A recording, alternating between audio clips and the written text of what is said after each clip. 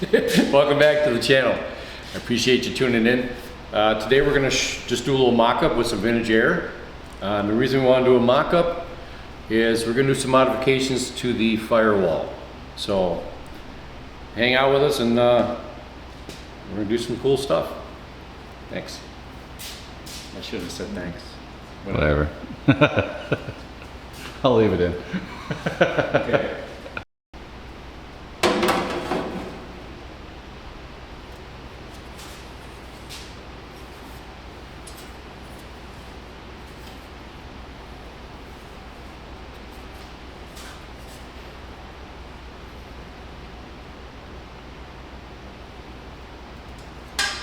Oh, we're ready? Sorry. Okay. So basically what Vintage Air wants you to do is they want you to sandwich the unit mount with the plate, outer plate, on your Firewall through those holes, just like that. And then they want you to sandwich the Firewall basically so it sits in there and stable. That's great for a weekend install. It's easy, great company, lots of instructions, but I'm not super happy with that. Even if it was a black Firewall, I am not super happy with that look. So even if you shave this lip, if you're good with it, great. You can get the thing installed on a Saturday or Sunday, be done with it, or both days. But we're gonna mold this thing in, we're gonna weld it in permanently, and I'm gonna show you how. It's quick and easy. So basically, for the underdash unit, you get everything that shows up in one nice box. You get this great instruction manual. Doesn't get any easier than this. First of all, it tells you everything that comes in the box, and then it goes through the step-by-step. So I had this just going through that very quickly. A lot of pictures, makes everybody happy. Basically, what you kind of do is you want to mock up actually no, what you want to do, let's back up a second. You want to find your little bag of nuts and bolts. So basically go through this, separate all your grommets because you're going to need those. Set up the bolts that go with the grommets. So basically what you're going to need, just set aside your grommets, and where those are going to go is the front mount towards the seating compartment. You take your underdash bracket, which I'd love to install right now, but we really can't because it won't fit under the dash with the bracket. We have to put it up under the dash and then install the bracket. So we'll just get the grommets in place.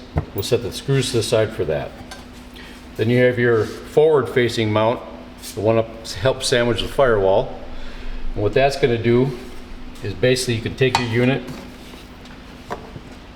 and I like putting stuff on a blanket, just saves, keeps everything nice and clean. But this is the direct mount unit, and what you're going to look for, and where are you? Basically, I was thinking it was 4 of these, but those I do believe are for the underdash. So 4 of your mid-tie screws, it's very easy to figure out which ones, by which ones start and which ones don't want to start or just too hollow. So basically just get this thing installed. And this next step, while you're at it, the next step is to find a friend, because this next step actually takes 2 people. So while I'm gabbing away, holler to a buddy, have him come over and give you a hand. So, and the one thing I don't have accessible is my screwdriver. Hey, you got my screwdriver. Actually, my cameraman was hiding them on me. But basically, just get these things screwed into place. The video, I apologize. The manual actually shows you the direction that you need this to face. But honestly, when you look at it, it's truly a no-brainer. You should have no problems at all. And this one is for a Camaro. Most of them are set up close to the same. Watch out when you do turn this over, because there are servos on the top, and you don't want to just go slamming it down and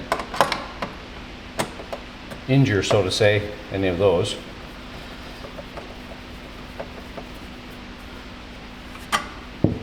So basically, that's what you're looking for. And when the unit goes in, facing forward, this will go on the rear facing part and bolt up directly under your glove box mount. I forgot what that was called. Jeez, I should have got some sleep last night. So, all right. Because these grommets don't stand until they're compressed, kind of be careful on which way you tilt it because they will fall out. So here comes the crucial time. Just so we got those with us.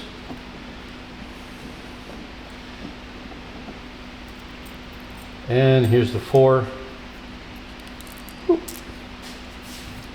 for the sandwich plate. So I'm going to give these to Mike, a handy dandy cameraman with all kinds of helping hands, and we're going to go check it out. Exact idea or exact location of where exactly we want it. So, all right, let's get down and get a little dirty. So like I said, please be careful at the top of this because we've got 2 basically functional servo units. Honestly, with this lip in the way, these bolts may be a little short. Are they short? Maybe, we'll see. I've got them through right now. I'm not sure. Grab the longest ones. All right. Oh, it's not a them problem. It's because of that lip that's on this firewall, I think. So right now, while we kind of got it up there in place, let's figure out exactly where. Okay. So that tells us right now that we're going to want our 2 mounting bolts on the center one and the left one. All right, let's back these off real quick. Let Mike sit in limbo for a second.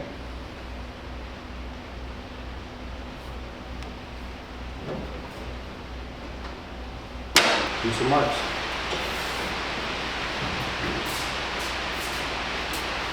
So basically what you want to do is you just want to be able to mark your exterior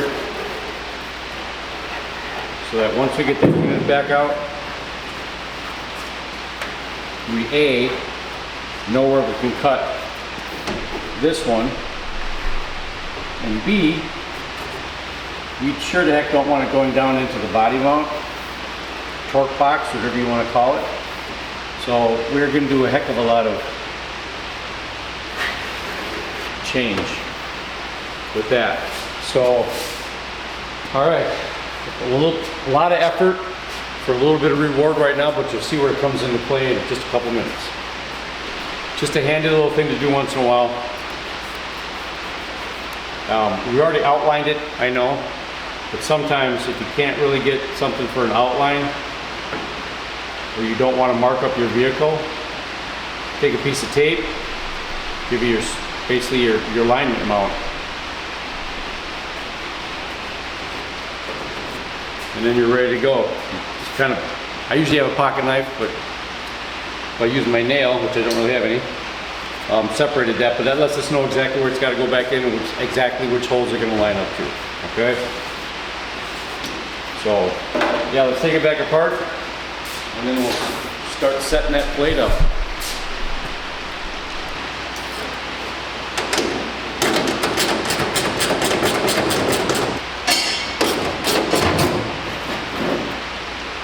That unit in the fall? You got the unit.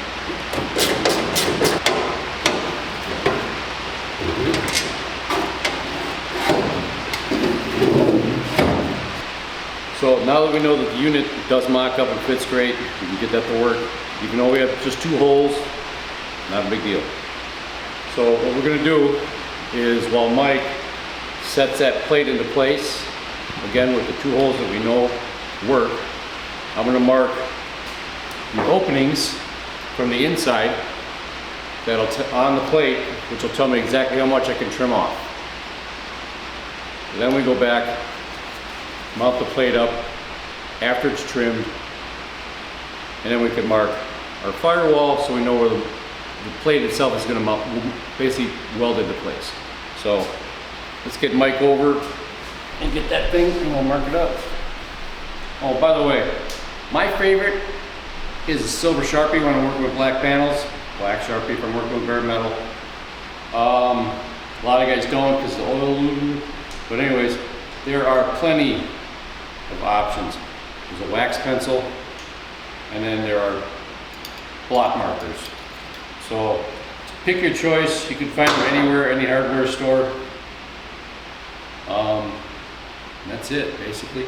Anything that you can find at Mark's. I like Sharpies. So.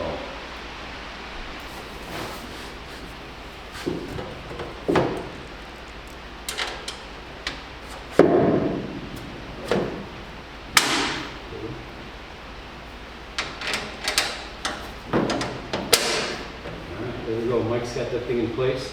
Somebody use a wax pencil, because it actually comes off really easy when you go on up there. And if you get it to stay out. Alright.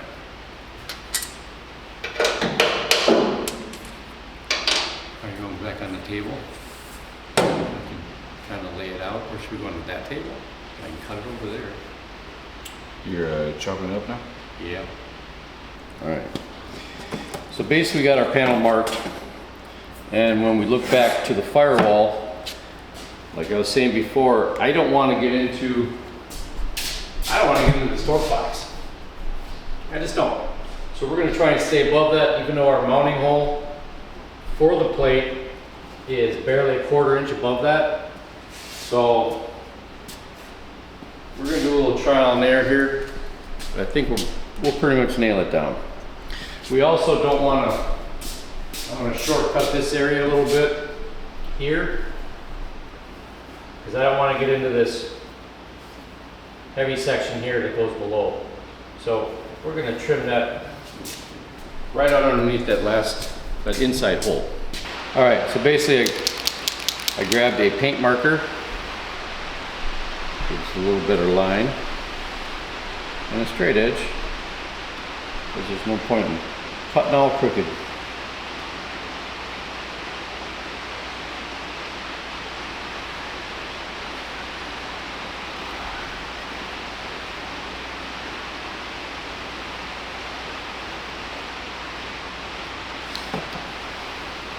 Wow, that's a lot of paint. Yeah, did you press down? I thought I didn't. I guess I did. So, okay, tune back in 15 minutes when the paint dries. Holy crap. Okay.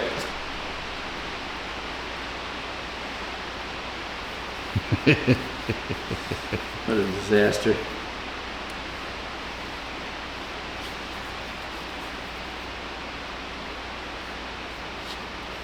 All right, we get the idea. We're good. All right. So basically, get yourself a grinder, high-speed grinder. Your local tool store or hardware store should have them. Find them anywhere. Basically, always check the rotary of your, I use this thing when I'm doing fab stuff. If I'm doing like constant fab on a car, I use this thing 50 times a day.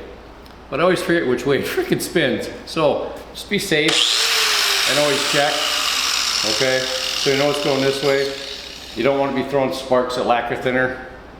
And you sure don't want to be throwing sparks at yourself, because I don't know if you noticed, but there's a section missing in my beard. See it? Yeah, that's from grinding sparks directly at my face. It burnt my beard. So, fun stuff. But yeah, try not to be an idiot like me. Do a little prerequisite. So what you want to do first, after you do your marking, use a cutoff wheel, 4.5 inch. They come in 4, 4.5, 5 for your grinders. They come in 2.5 and 3 for your handheld air tools. So Yeah, just grab yourself a cut-off disc. What you don't want to do, here's a little tip, pro tip. Don't start on an edge and just walk it through. A, yes, it may be easier to direct it, but B, you're going to whip through this disc. It'll go away in no time, put it that way. Okay, so basically what you want to do is just trace the line in a comfortable position, and then just keep tracing. Once you get the initial cut, it'll follow in that groove and stay with it. Okay, so here we go.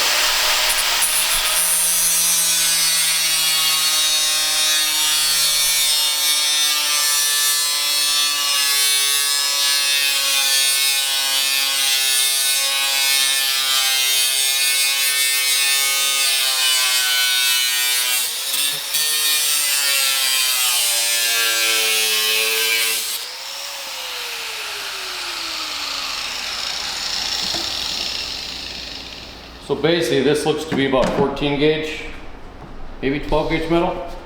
It doesn't take that long to go through. It really doesn't. So saves on the blade, makes it last longer, saves on you in case you get a kickback. So let's keep going.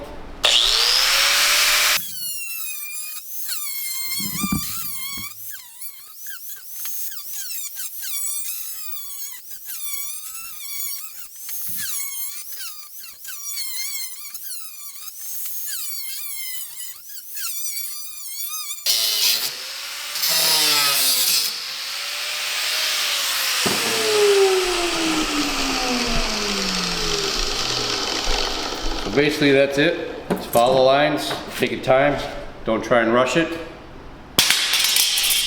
I do actually like to save extra sheet metal in case I need it for some other project or the same project. But basically what you want to do, you can either switch out your cutoff wheel for a flap disc or a grinding stone. I prefer the flap discs. A little more versatile. You can actually feel it a little better. The stone is a little more jagged. It's really hard to shape with a stone. Likes to hop too. Likes to bounce off the material. Likes to hop. I hate it. I hate the hop. Yeah, I'll take a flat disc any day of the week. Exactly. Even if it is longer, it comes out with a better final result every time. Flap discs, there are plenty of companies out there making them. You can get them any hardware store. Your basic large conglomerate hardware store seems to think these are gold. So you might want to walk into they're a lot cheaper, okay? So basically what we're gonna do now is we're gonna round it off, do a little more shaping on it. When you're welding, just know ahead of time when you're welding, especially MIG, produces a lot of heat. You want to stay away from corners, okay? So what happens is you concentrate a lot of heat into the corner and you may get warpage. So I always like to get rid of corners, just round everything off, but also I'm going to clean it off so we can weld to it. So let's get that done real quick.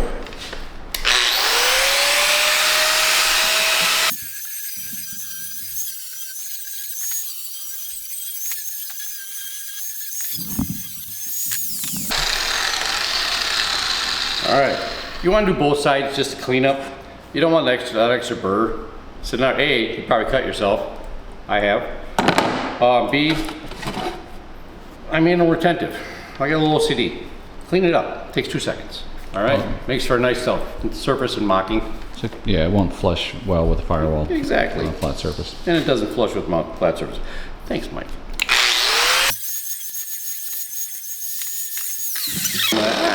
Okay. I don't know if you checked out my welding video, but grinding is kind of the same. If you want to clean something and not dig into it, go off the edge. If you want to cut in with a flap disc or a stone, then grind into the edge. So I wanted to keep most of the metal there, so I ground off it. It's nice and smooth. So one key thing, with the Camaro especially, I do believe it's the same on the Chevelle. It does have that little lip, okay? So we get a nice flush mount, we get an exact measurement, exact marking on this. Real quick, I'm gonna grind that lip off. All right? So hang with me. All right, here we go. Let's get that lip off.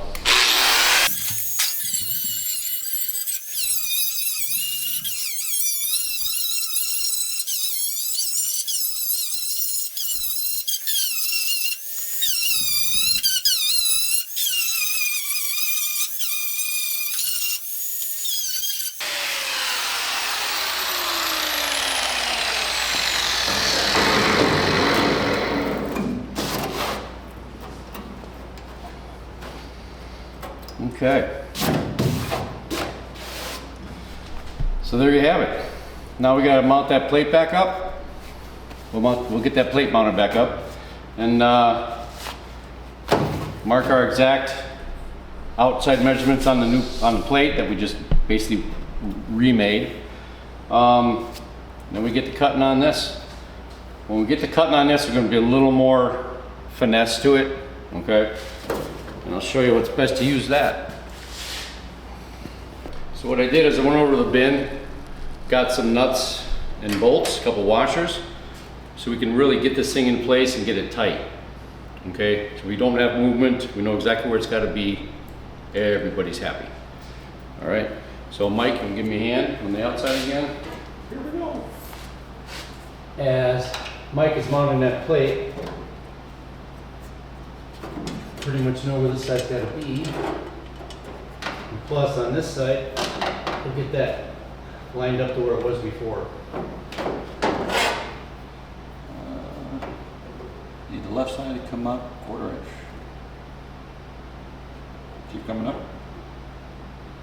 A little bit more. Good.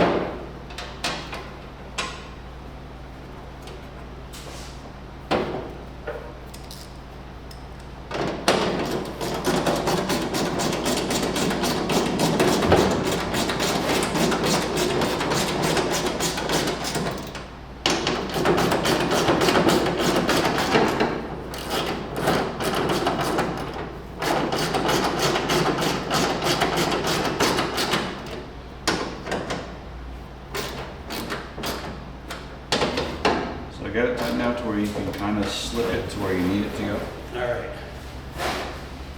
So, by knowing exactly where this plate has to be, we got the outside plate in its place because of course we cut it way inside of the markers on the exterior lines we marked before.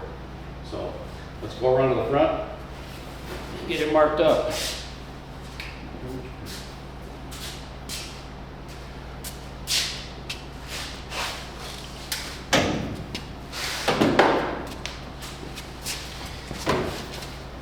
So whatever you do choose to use,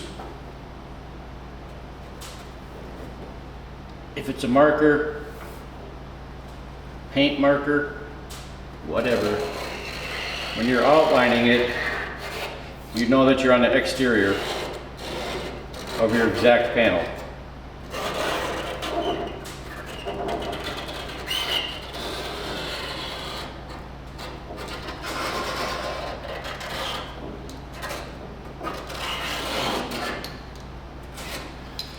And you know you have to cut it on the inside. So we're going to butt weld this. We're not going to lap weld it. So a little bit of finesse, a little filing, but we're going to cut it, take our time, and make it right. That technical experience. That's one thing you never see.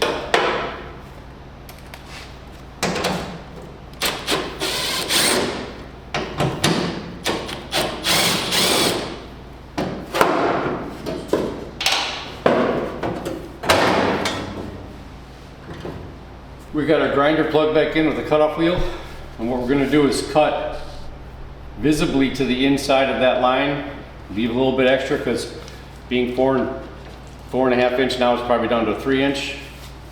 We're not going to be, you know, super precise. So just get the bulk of the material out of the way. We'll grind the rest and match up to the line, okay?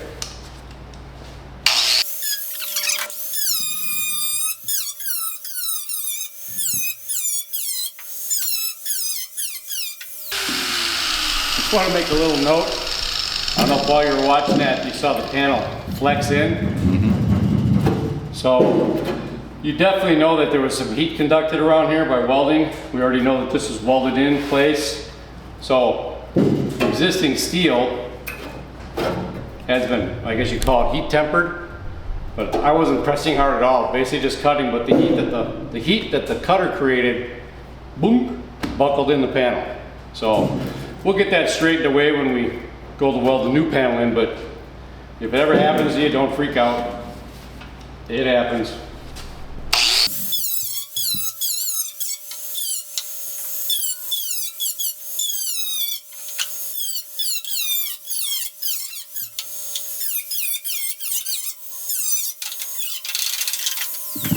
All right, the next steps, we're gonna use a small grinder, preferably air, even though my compressor is super loud and annoying. It just gets in there in those small curves a little easier, all right?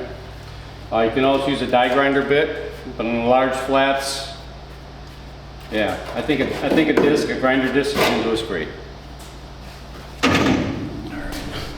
All right, just I wanna make a little note. When you're using a small air grinder, any kind, any type, there are arbors that you need to purchase to use your small discs with the little stick-on arbor. What's great about these is they come in all different sizes, okay? And what's nice about that is as your grinding disc is used and gets cut down and cut down and cut down from using it, you can, of course, get a smaller arbor to host that, because you sure don't want to end up with something like that, or you're going to just eat up the rubber. But I want to show you a little note. You don't, just to save time, if you have a shorter or smaller arbor and you stick your bigger disc to it, it's kind of handy because you get a little bit of flex. But be careful, I've done this so many times. Because of that flex, you might lose the adhesion between the mounting arbor and the pad. And all of a sudden you're grinding away and all of a sudden you just get, flies across the room. So luckily I haven't done it in a clean room where I'm going to be hitting something that's already finished, but I have seriously lost discs that are pretty good shape. So kind of saving you that hassle. Kind of just line up the size of the disc with the adjacent arbor. Makes life so much easier, okay? Just a little note. All right, so what we're gonna do is just shave up into that, just in the bottom edge, just on the inside edge, I mean, of that orange line, okay? That should give us just the right amount of spacing that we need to butt weld perfectly, okay? So let's hop at it.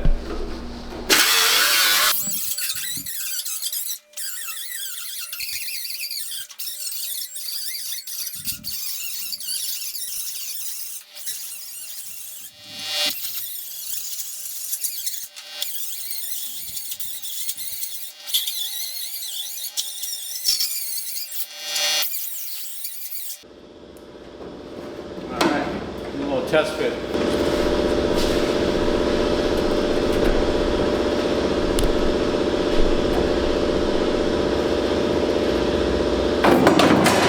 She go. Boom. The best thing here is to get some larger magnets I actually have on the refrigerator, and I forgot to bring over. So we'll use the GoPro. We'll use the GoPro magnet.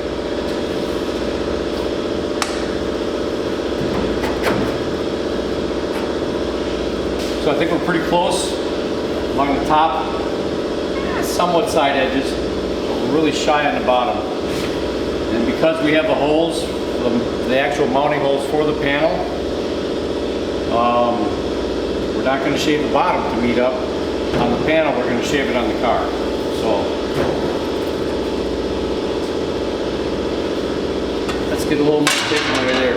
And actually, since it's such a large flat panel, I think we'll go back and use that flap disc.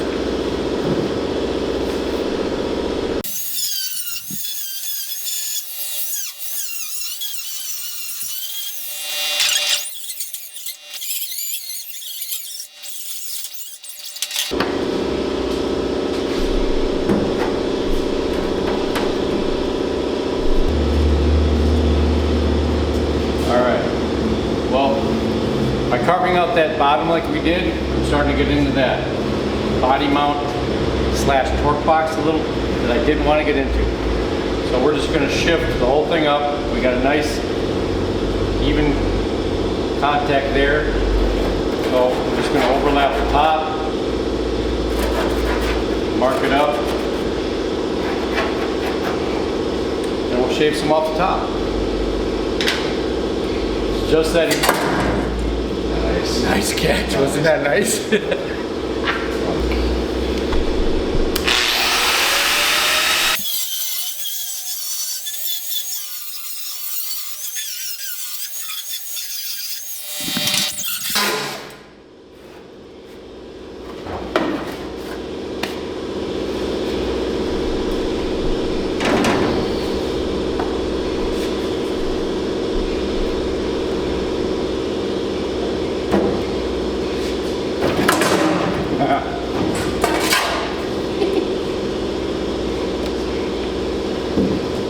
Super strong. Pull out of there. Yeah. Come on. Put on that edge. Almost. Like I got this one on top. A little more grinding, we'll have her in spot. Then we're gonna get into welding. That's another video. Is it? Maybe. I'm overworked, Mike. Do you want to do the same video? I would like to. Oh, we can do the same. Splice it in. We're going to stay with our handy dandy on this one, I think.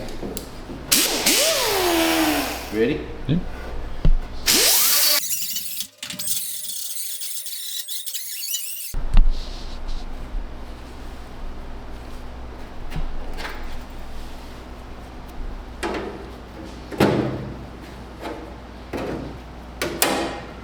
That's it.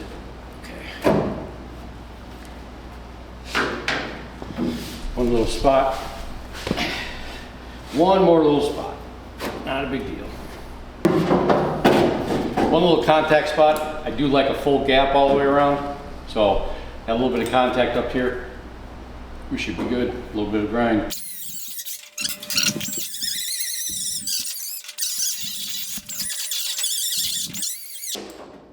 And since we're going to also be welding from the inside out, I'm going to go on the inside to clean that one up too.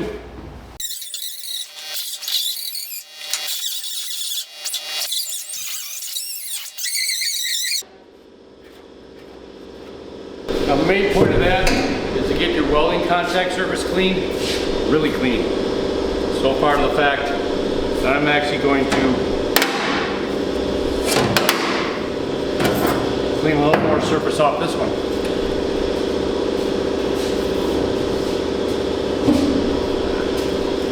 Let's come on over the table and use the flat this.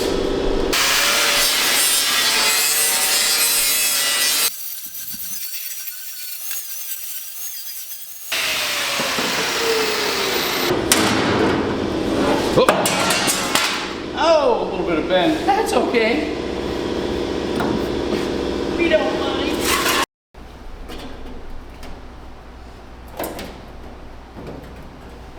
Not this one, panel straight. The one I'm doing it to is warped.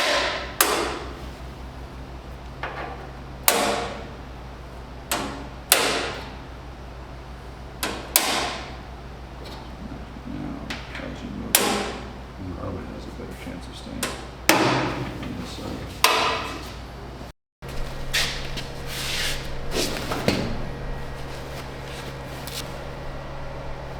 All right.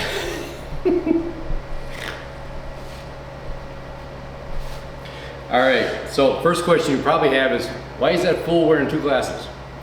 Well, it's because my good glasses are lost. Contacts, whatever. My contacts are out, my good glasses are gone. So these ones see distance, and these ones are supposed to see close up with my contacts in. So I don't have contacts right now. So right now, together, I can see close up. Anyway, so what we're gonna do is, we're just gonna start welding. I'm gonna scatter the tacks to keep the panel cold, because we have, first of all, you saw it flex, which means we already know it's kind of heat tempered. Second, I could see from the inside, we have a little bit of rust that they blasted out, but it thinned the metal. So the colder I can keep it, probably the happier I'm gonna be. So let's give her a try and see what we end up with.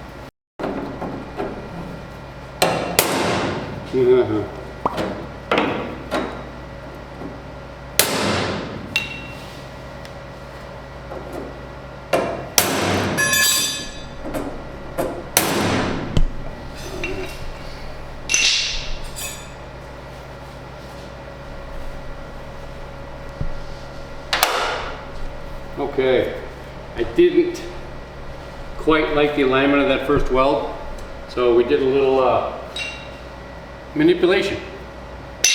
Now it's exactly where I want it. So let's get a couple more spots in and keep going around.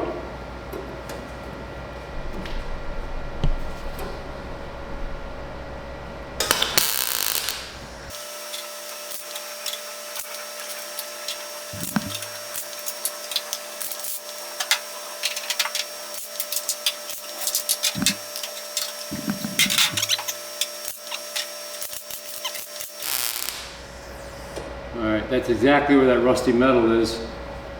So we're gonna have to create a bigger bridge. There we go, a little colder. So basically what you're looking at doing, exactly what I'm doing with this, whatever this is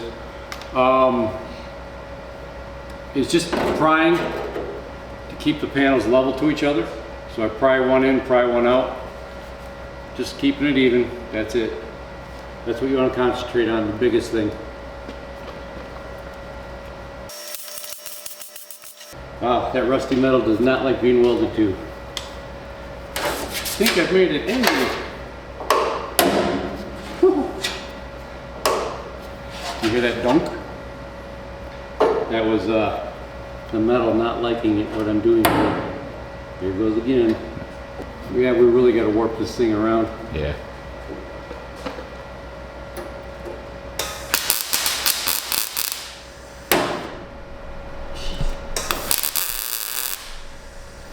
That one ain't gonna work.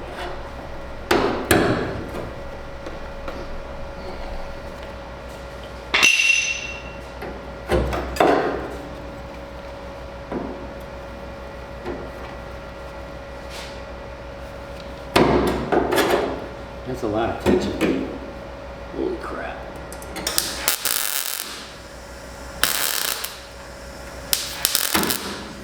Damn it. Just gonna stand here and push it right there. You can almost see where it gets level, that little white comes through that line. A little bit more. A little bit more. Right there.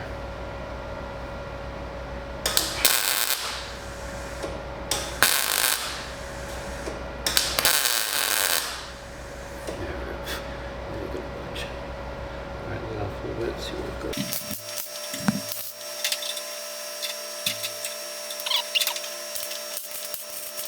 You basically just want to make sure that it's completely level all the way around. Otherwise, it just makes body work after that a lot harder. And if you break a weld, not a big deal. You have a welder in your hand. Go figure. All right, so basically just going around to reassure that we're level. That's my biggest plan. My main focus, whatever you want to call it.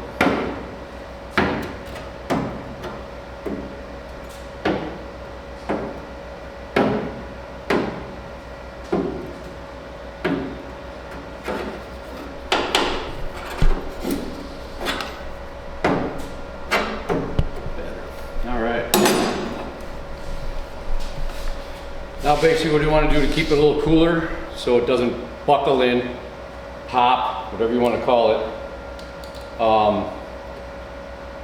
just keep changing spots.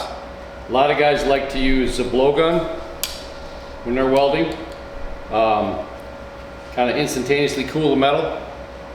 That also works great. I in the past have actually used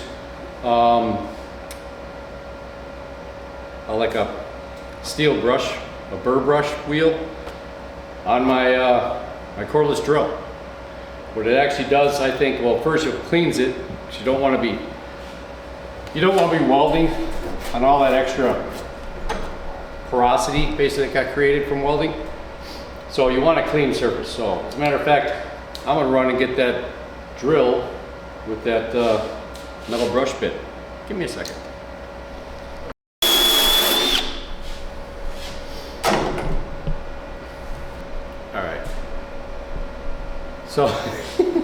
So I don't know how exactly this works. I told Mike I would tell you, but I don't know.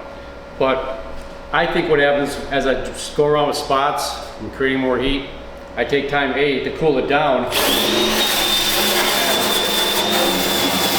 Get rid of that porosity that's created. Basically it's a smoke ring. It's not good to weld through. It actually creates moisture, which makes that little rusty ring you'll notice the next day. Anyway, I'm taking away from the weld, creating heat by cleaning up. Second, you think, well gosh Stu, metal on metal, that should be friction. That creates heat. It actually doesn't. I've actually cooled something down by using a wire wheel. It's freaky. I don't know why it works or how it works. I'm not a scientist, but it does work. So if you got a compressor, you got an airline, great, cool it down. But you still got to get rid of that porosity. And for some reason, this is 2 birds with 1 stone. Works awesome. So let's get back to weld and get this thing finished up today.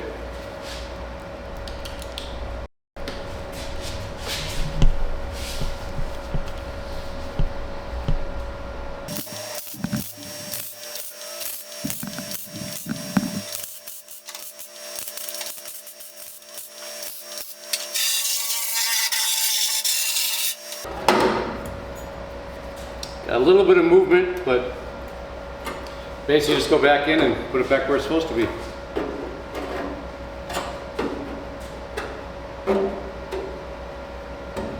Don't let the metal rule you. You rule the metal.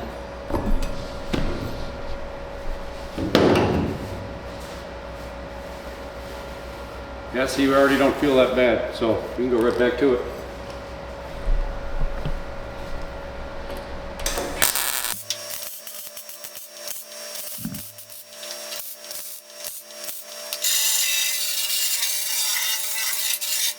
So remember I mentioned there being rusty metal right in here when I ground on the inside?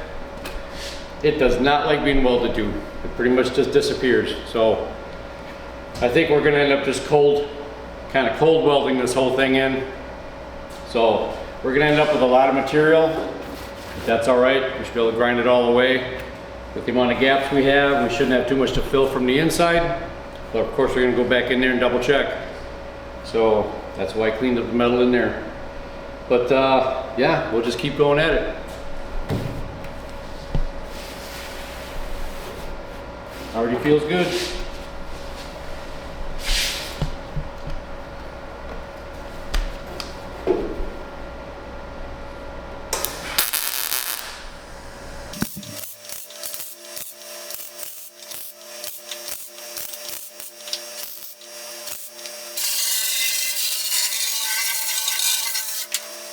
All right, still holding on to a little bit of heat. So whenever you find it is getting hot, it's not getting cool as fast, and you don't have an airline, Honestly, take a break. Let it cool down. All right, best thing you can do. Be patient, take your time, work it the best way you can, and you're not in a hurry. So, I myself, get some water. Very good. I'm gonna go ahead and fill up more spots. When that comes to the point where I think we're good, we're gonna make some alterations to the welder, and I'll show you what I'm thinking about doing. Okay, stay tuned. God, I love this fucking helmet. Yeah. Oh my God, it's night and day.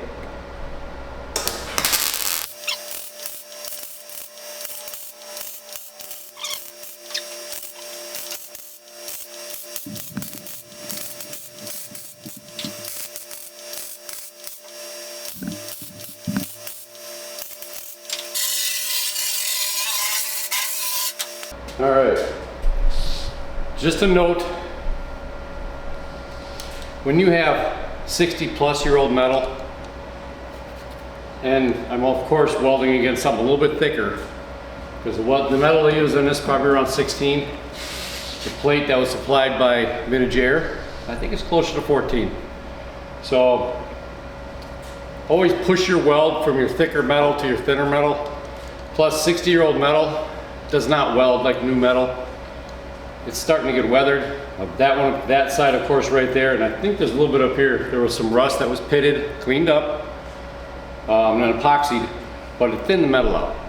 So when you're welding against or up to, from new metal to old metal, concentrate your heat on your new metal and then just kind of work it over and catch that old metal.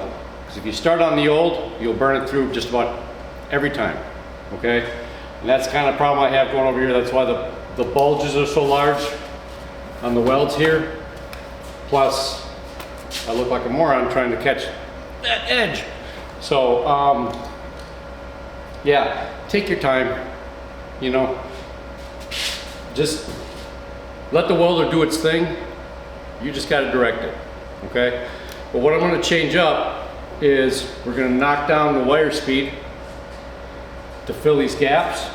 So I want to take a little bit of the heat away, but I'm not going to change the voltage. Okay, by reducing the amount of wire we're putting in, we're actually reducing the heat. And then I can fill that without creating a big gob of metal. Okay, so just let this cool down for another minute or two. I think it's not bad. See, we sat there the whole time. That wire wheel thing, I don't know why it works so good, but it does. So I've been doing that for a long time. By the time I change the welder up, we could probably get back to it. So we're just gonna knock the wire speed down.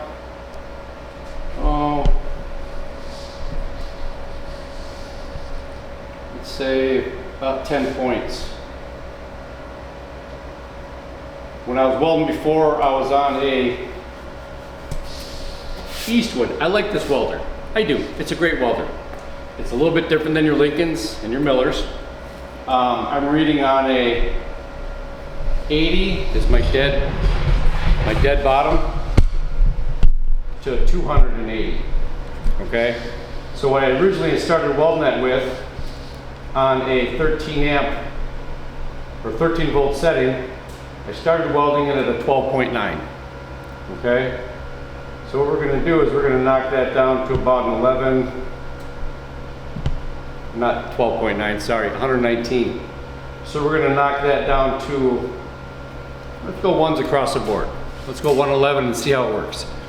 Like I said, by reducing that wire speed, we're reducing the heat, we're reducing the bulge of metal we're creating from just doing a little bit of carry loop, just to cover those gaps, okay? I don't want to create a lot of heat, and I don't want to watch metal disappear. So like I said, it's old, it's a little thinned out from rust. So, all right, I think we're good to go. Let's try it out. If we have to adjust it, well, we just adjust it.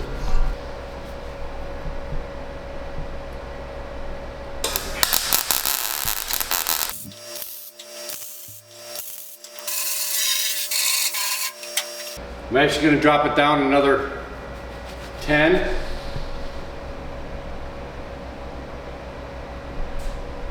Let's just go a nice even 100. So I dropped it 11. Let's test it out.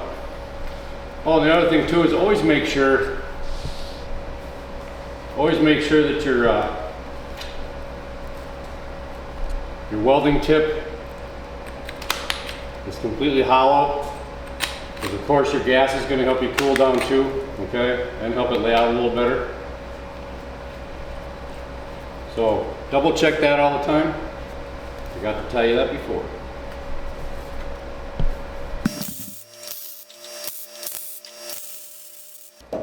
Oh, I like 100.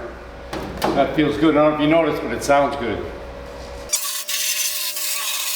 You kind of want your welding to sound like frying bacon. And that made me hungry, actually.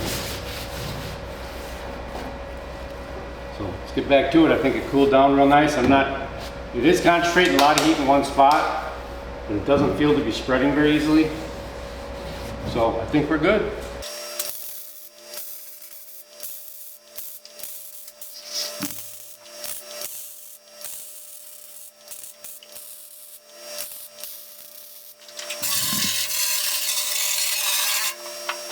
All right, that's another good breaking point. I'm hanging on to a lot of heat.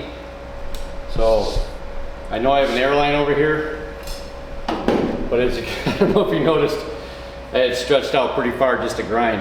Oops, I missed a spot.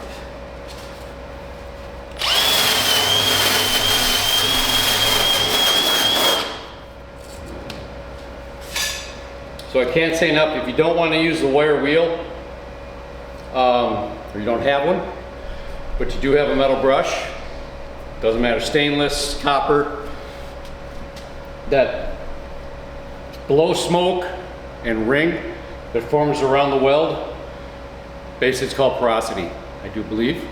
Correct me if I'm wrong, feel free in the comments. You don't want to weld on it, really, because it'll stop some of the penetration of your weld. To a small degree, very small degree, but it's best just to clean it, and if you keep a cool wire cleaning it, great. So, something good to do.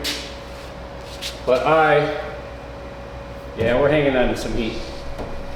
So, yeah, I'm gonna let that cool for a minute. Probably hit that glass of water like before.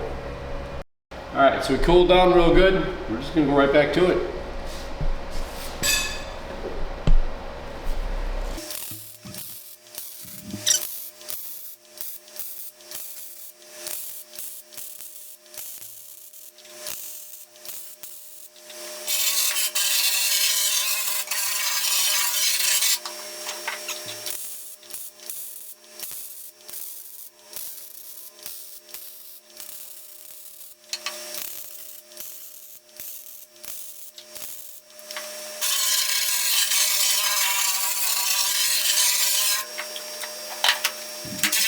Definitely tight.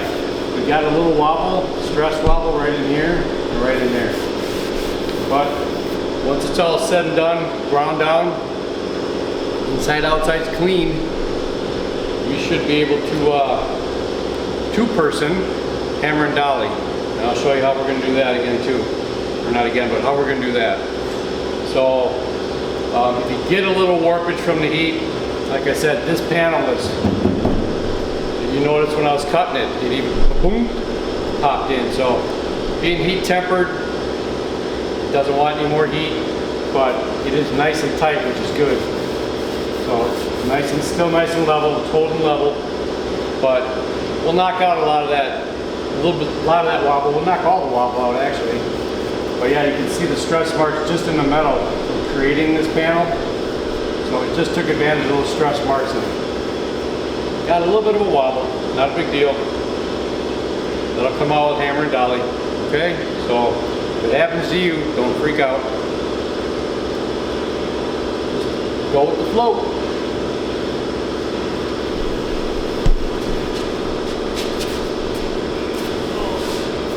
My knee's not like.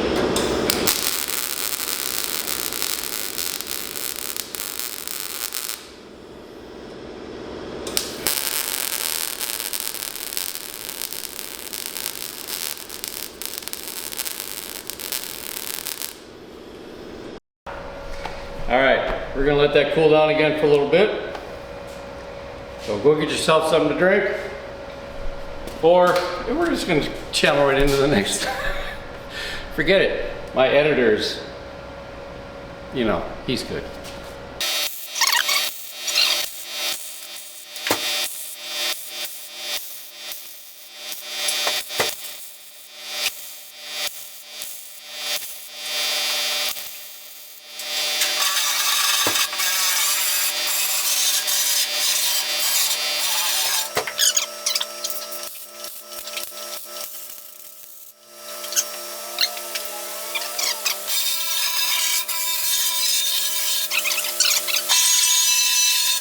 All right, now that's all welded up, we double check, make sure there's no gaps. Everything's clean, looks good penetration. Definitely nice and firm. We're just gonna grind her up.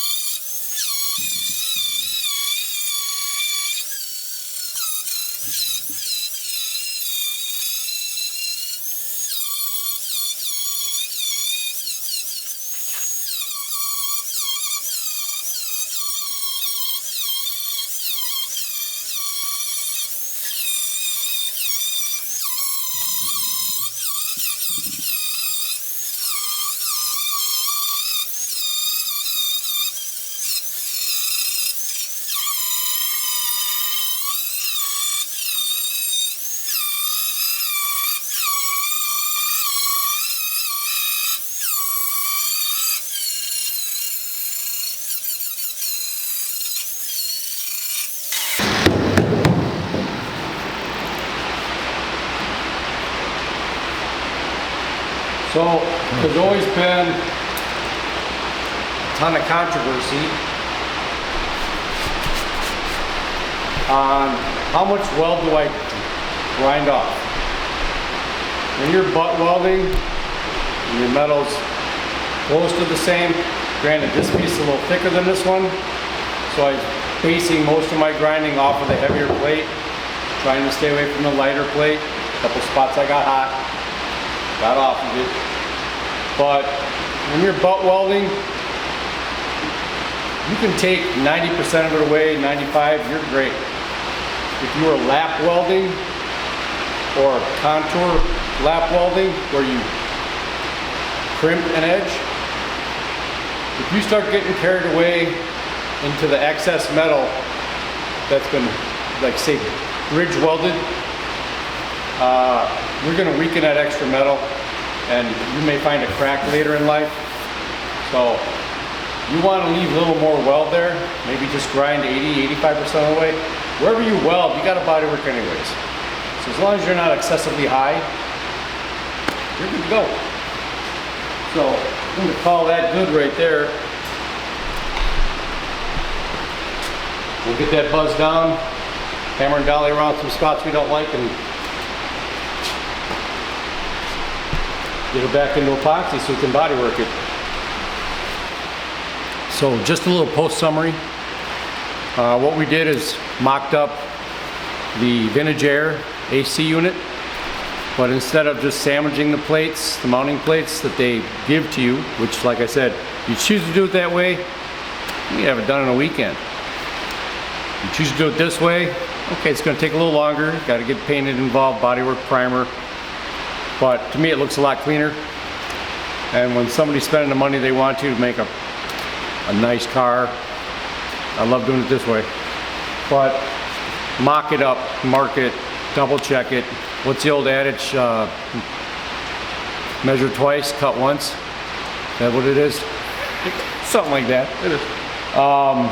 Mock it up as many times as you need. But basically what we did, got the plate ready, cut as much excess as we had to out of the plate, got her into our firewall, butt welded her all up, made sure it was cold.